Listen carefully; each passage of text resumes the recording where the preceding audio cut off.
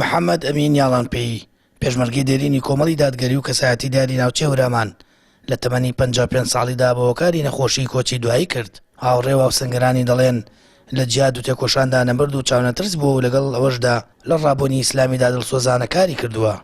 پیاوێکی لێهاتوو، پیاوێکی باش، پیاوێکی مسلمان و ئیماندار و پێشمەرگەیەکی دێرین لەگەڵمانە بەڕاستی خەسارمان کرد. ئێمە وەکو پێشمەرگە دێرینەکانی کۆمەڵی دادگەری بەڕاستی خەسارێکمان کرد. پیاوێکی زۆر چالاک و عاقڵ و ژیر و مسلمان و لێهاتوو بەڕاستی متەئەسفانە وەکو بواری کۆمەڵایەتیش بەڕاستی کابرایەکی عاقڵ، پیاوێکی ژیر لە سەنگەری خەباتە کەسایەتێکی زۆر بارز و لێهاتوو بەتوانا بوو. کەسێک بوو کە بەڕاستی بە قسە خۆشەکانی بە ئیش و کارە زۆر باشەکانی بە نەبەردی و لێهاتوویەکانی بە چست و چالاکی و جوڵەکانی وای کردبوو کە هەمیشە ئەو کەسانێکە لە دەوری بوون زۆریان خۆشەویست حەزیان کرد زۆر لەگەڵیا بن.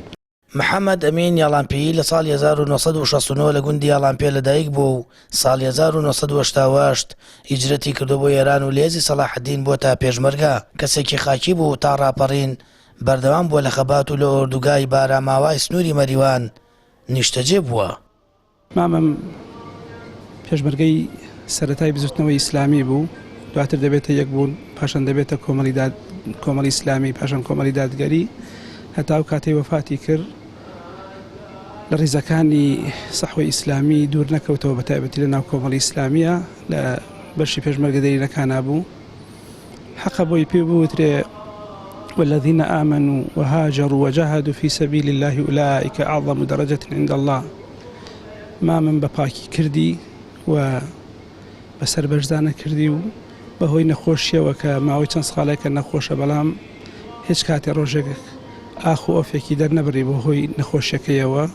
محەممەد ئەمین یاڵانپێیی لە ڕاپەڕینە جەباوەرەکەی 1991 دەورێکی کارای بینی و تا و کاتی گەڕاوەتەوە بەردەوام لە ڕیزەکانی بزوتنەوەی یەکبوون و کۆمەڵی دادگەری بەردەوام بووە. چەند ساڵێکە خۆی گەورە بە چەند نەخۆشیێک تاقی کردبووی و لەسەر و بارودۆخی ئارامگر بووە. ڕۆژی پێنجشەممە 27 بە یەکجاری ماڵاوایی لە کەسوکار و هاوڕێیانی کرد. سامان فەتاح، کەناڵی ئاسمانی پەیام، ناحیێ خورماڵ.